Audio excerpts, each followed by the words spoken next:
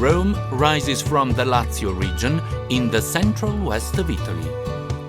Cradled between the Apennine Mountains and the Tyrrhenian Sea, the city of 7 hills is home to almost 3 million people.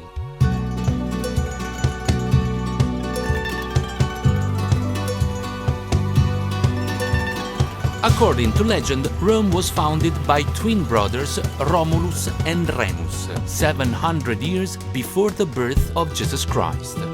And it was here, on Palatine Hill, that the foundations for the city were laid. A city that would soon become Caput Mundi, the capital of the world.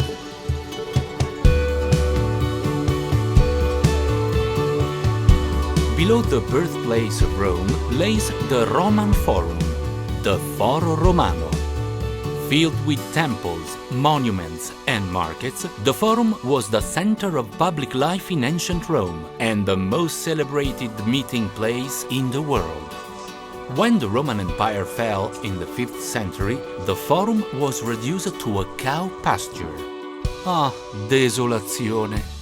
But the 8 columns of the Temple of Saturn and the Arch of Septimus refused to crumble. In the 17th century, young European travelers came to Rome searching for the roots of Western civilization. This hunger for Rome's antiquities led to their preservation, and still the travelers come from all corners of the globe. Surviving earthquakes and centuries of stone thieves, the Colosseum remains the most enduring symbol of ancient Rome. Across 4 centuries, tens of thousands gladiators, slaves and Christians died in a blaze of glory or martyrdom. On the nearby Arch of Constantine, an inscription bears the words, "Inspired by the Divine."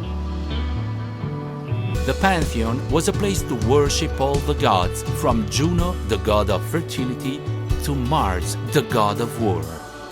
Step beneath the domed central oculus and stand in the same divine light that has bathed emperors, gladiators, merchants and travelers for almost 2 millennia.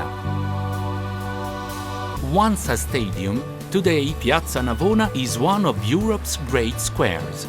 The thundering crowds and chariots have long faded, replaced by a trio of fountains, Baroque architectures, artists, and the aroma of Rome's best coffee. No Roman holiday is complete without making a wish at the Trevi Fountain. Toss 1 coin into the Trevi and one day you will return to Rome. Toss 2 coins and you will fall in love with a Roman. If you're not looking for love, relax on the steps with a gelato. Rome is a city of elegant bridges too. Ponte Sant'Angelo was built by the Emperor Hadrian in the 2nd century as part of the grand entranceway to his mausoleum. Rome may no longer be the capital of the world, but it has long been the center of Christianity. Today, modern pilgrims continue to cross the river, guided by the bridge's angel as they make their way to one of the world's great squares, Piazza San Pietro, St. Peter's Square. And here stands the world's largest church, St. Peter's Basilica. Filled with masterpieces by Bernini, Giotto and Raphael, St. Peter's crowning glory is her dome, designed by the brightest star of the Renaissance, Michelangelo. From the dome, look down upon the Holy Square, where 2 colonnades reach out like open arms, welcoming the faithful who gather in their thousands to receive blessing from the Pope. As the sun sets on Rome, head to the island sanctuary of Isola Tiberina. Let the rushing waters of the river Tiber soothe your senses and enjoy traditional Roman recipes that have been perfected by generations of Italian grandmothers. This is just an appetizer, an aperitivo of what awaits in the eternal city. To really taste all of Rome's treasures can take a lifetime.